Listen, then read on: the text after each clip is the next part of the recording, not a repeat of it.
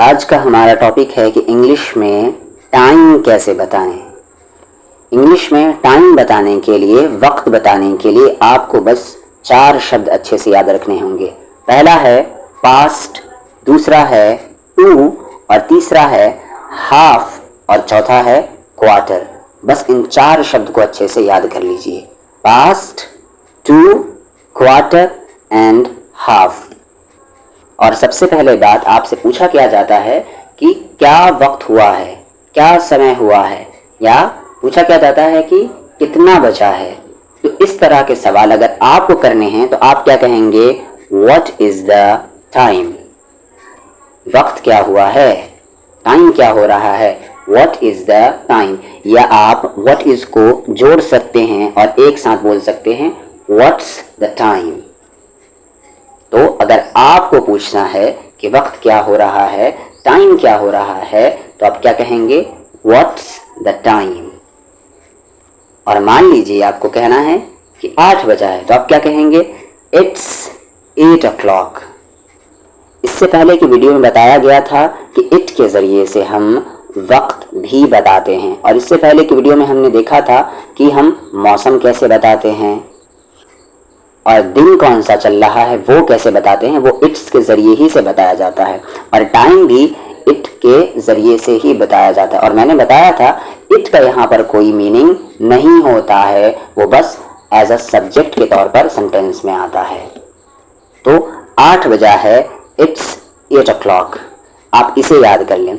जब भी आपको कहना है एक फिक्स्ड टाइम कहना है, जैसे आप घड़ी में जो नंबर देखते हैं उसके अकॉर्डिंग कहना है। जैसे 8 बजा है, 9 बजा है, 10 बजा है, 11 बजा है, 12 बजा है।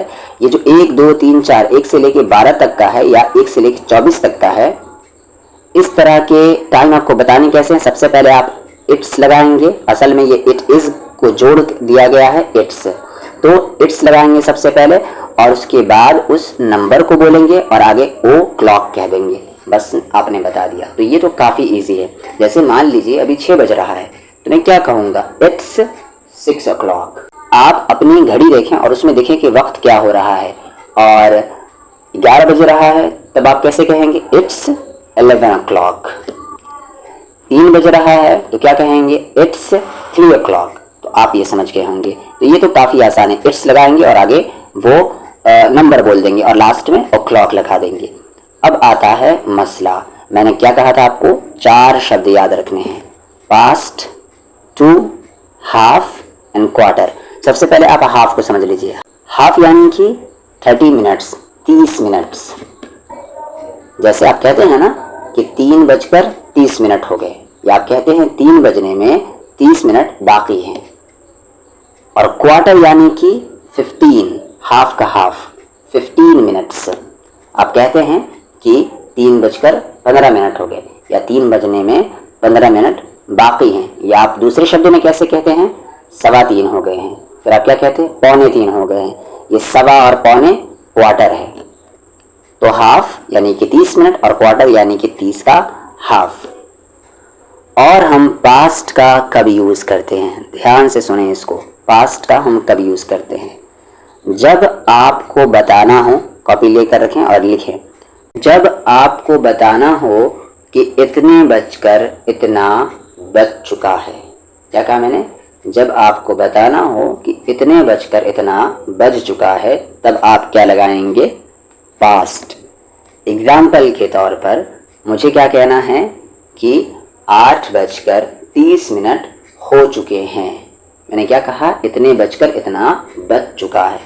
या मैं ऐसे कैसे कहता हूँ?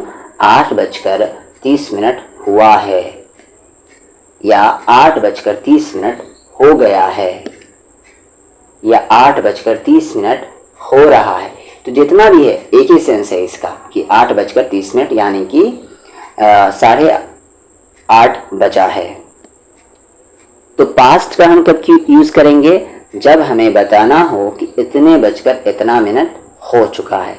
फिर टू उसका बिल्कुल अपोजिट है। जब आपको ये बताना हो कि इतने बजने में इतना मिनट बाकी है, जैसे 8 बजने में 30 मिनट बाकी है, तब आप वहाँ पर क्या यूज़ करेंगे? टू। और जब आप कहेंगे कि 8:30 हो गए हैं, तब आप वहाँ क्या यूज़ करेंगे? पास्ट। समझ में आ गया होगा मेरे ख्याल से। अब चलते हैं एग्जाम्पल की तरफ।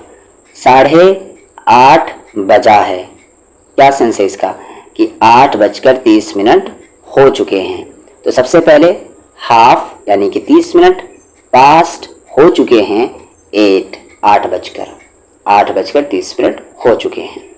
7:45 बजा है। 7:45 कहने का मतलब क्या है कि 8 बजने में 15 मिनट बाकी हैं।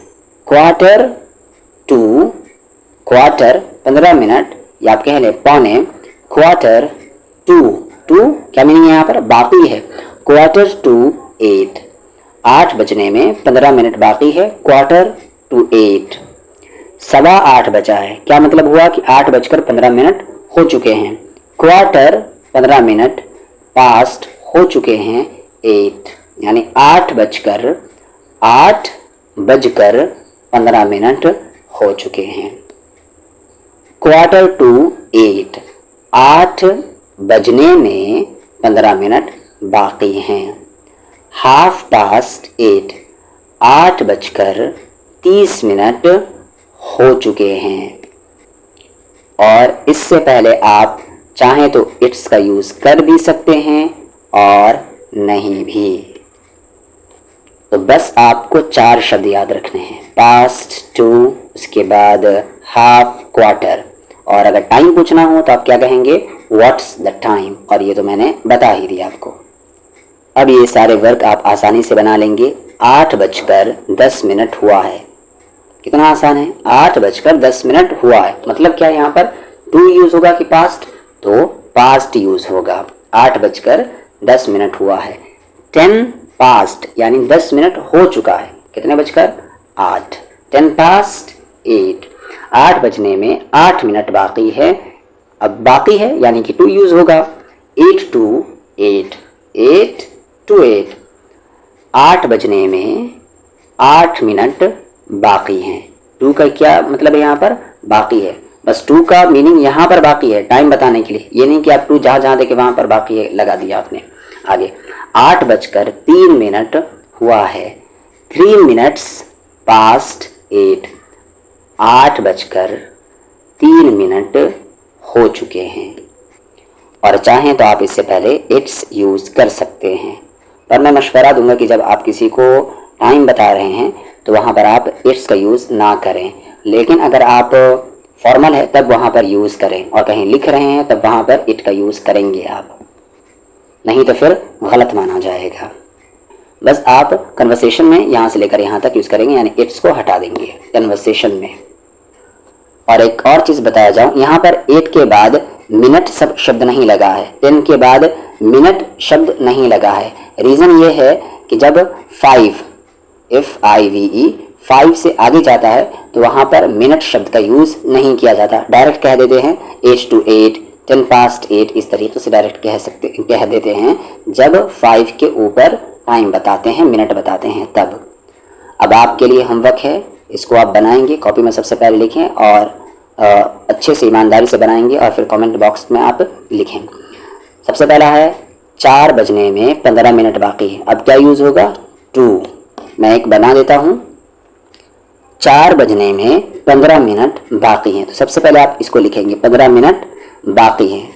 15 to, क्या हुआ यहाँ तक का मीनिंग, 15 to 15 मिनट बाकी हैं। 4 बजने में 4, 15 to 4, और स्टार्टिंग में इट्स लगा लें, इट्स 15 to 4। उसी तरीके से 3 बजने में 7 मिनट बाकी है, तो सबसे पहले यहाँ पर करें 7 मिनट बाकी है, 7 to 3। और बाकी ये जितने भी हैं आप इसे खुद से बनाएं, ये आपका होमवर्क है, इसे खुद से बनाएं आप। अच्छे से पहले कॉपी में लिखें, उसके बाद खुद से बनाएं।